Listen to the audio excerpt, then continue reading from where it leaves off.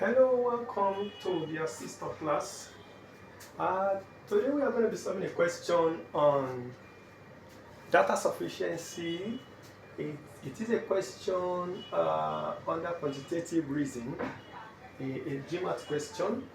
Data sufficiency is such that gives you statements, two statements precisely, and each of these statements are linked together.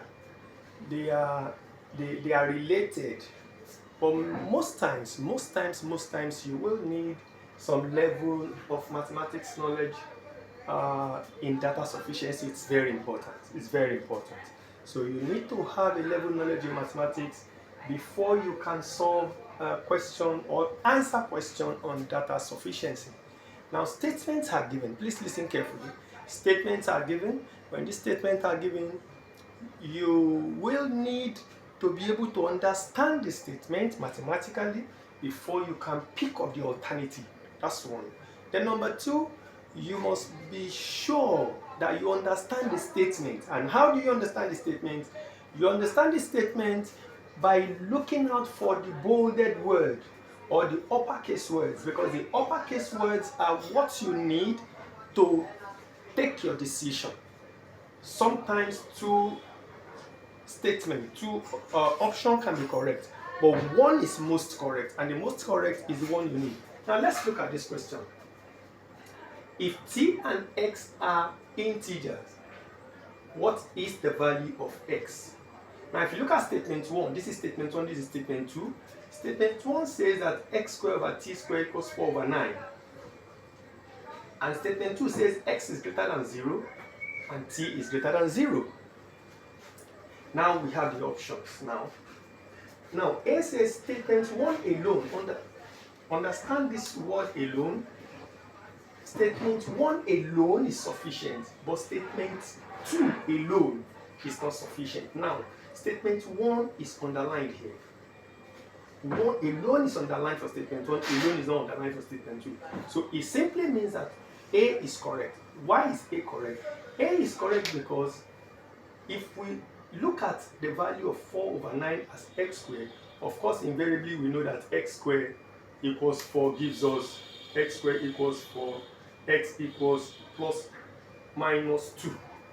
That's what it means. So it simply implies that if we say 2 squared is 4, minus 2 squared is 4, 3 squared is 9, minus 3 squared is 9. So statement 1 alone is sufficient, but statement 2 alone is not sufficient, which is very true. But we go down because, like I said, we need the most correct is the one we choose. Then we look at B. B says statement 2 alone is sufficient. Underline the word alone.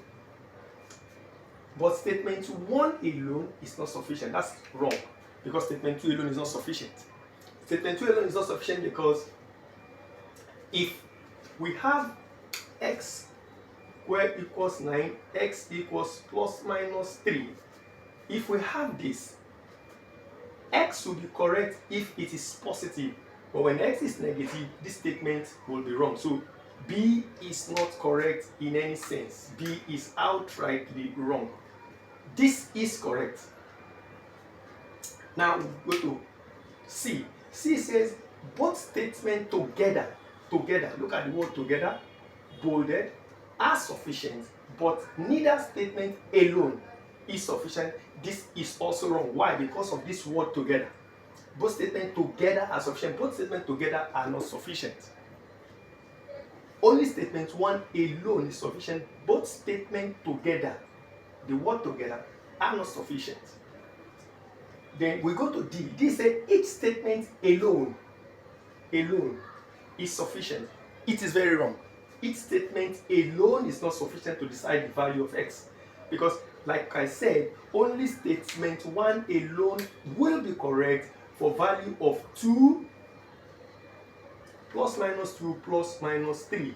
Only statement 1 alone is correct. Statement 2 alone is not correct, because if x happen to be 2, it is correct. If x happen to be minus 2, it is not correct. So we go to D. Statement 1 and 2 together are not sufficient. So here he's saying that we need both statements. And of course, you know that if we are going to find the value of x, we need the two statements to help us in deciding. But this one provides only statement 1 correctness. Only statement 1 is correct in this regard. So if statement 1 is correct and statement 2 is wrong, we cannot take A. But here says statement 1 and statement 2 together are not sufficient, which is very correct. Because like I said, we need the two statements to make our decision. But this one, the correctness for A is only with regard to statement 1. All other ones are even wrong. But the E said statement 1 and 2 because we need the two statements to make a decision. So statements 1 and 2 together are not sufficient. So in the long run, E is the most correct. So E is correct. E. While this one is partly correct, but E is the most correct. So E is the answer. So if you enjoyed this class, we will be solving another question on data sufficiency in our last class. So follow us to the next class.